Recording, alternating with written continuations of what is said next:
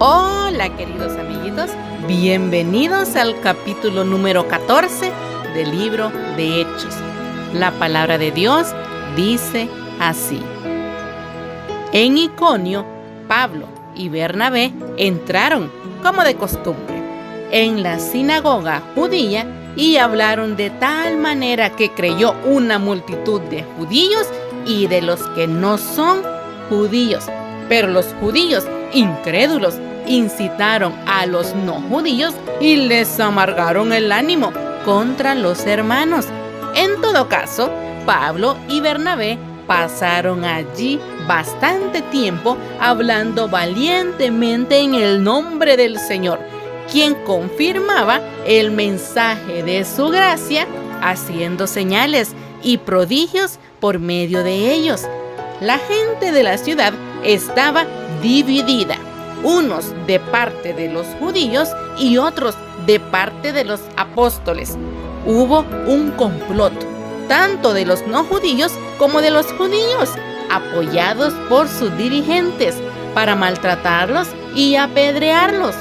Al darse cuenta de esto, los apóstoles huyeron a Listra y a Derbe, ciudades de Licaonia y a sus alrededores, donde siguieron anunciando las buenas noticias. En Listra vivía un hombre lisiado de nacimiento que no podía mover las piernas y nunca había caminado.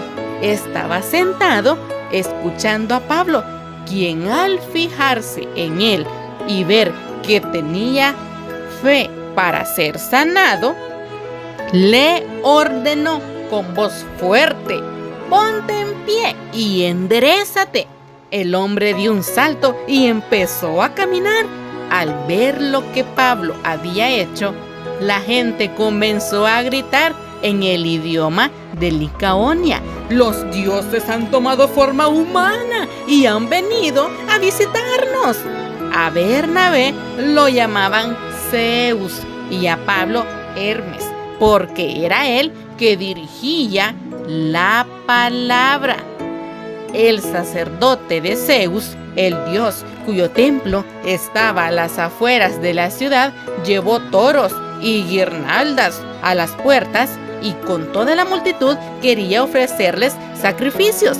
Al enterarse de esto, los apóstoles Bernabé y Pablo se rasgaron las vestiduras y se lanzaron por entre la multitud gritando: «Señores, ¿por qué hacen esto? Nosotros también somos hombres mortales como ustedes. Las buenas noticias que anunciamos son que dejen estas cosas sin valor y se vuelvan al Dios viviente, que hizo el cielo, la tierra, el mar y todo lo que hay en ellos. En épocas pasadas, Él permitió que todas las naciones siguieran su propio camino. Sin embargo, no ha dejado de dar testimonio de sí mismo, haciendo el bien, dándoles lluvias del cielo y estaciones fructíferas, proporcionándoles comida y alegría de corazón. A pesar de todo lo que dijeron, a duras penas evitaron que la multitud les ofreciera sacrificios. En esto llegaron de Antioquía y de Iconio unos judíos que hicieron cambiar de parecer a la multitud. Apedrearon a Pablo y lo arrastraron fuera de la ciudad, creyendo que estaba muerto. Pero cuando lo rodearon los discípulos, él se levantó y volvió a entrar en la ciudad. Al día siguiente partió para Derbe en compañía de Bernabé.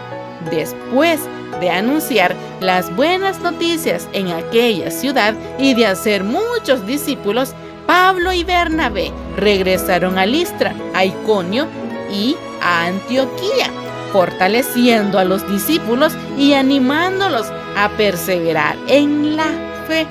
Es necesario pasar por muchas dificultades para entrar en el reino de Dios, les decían.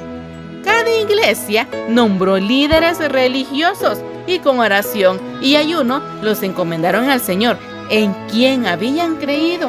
Atravesando Pisidia, llegaron a Panfilia y cuando terminaron de predicar la palabra en Perge, bajaron a Atalía.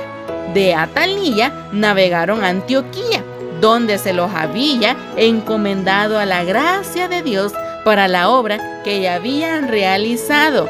Cuando llegaron, reunieron a la iglesia e informaron de todo lo que Dios había hecho por medio de ellos y de cómo había abierto la puerta de la fe a los no judíos, y se quedaron allí mucho tiempo con los discípulos.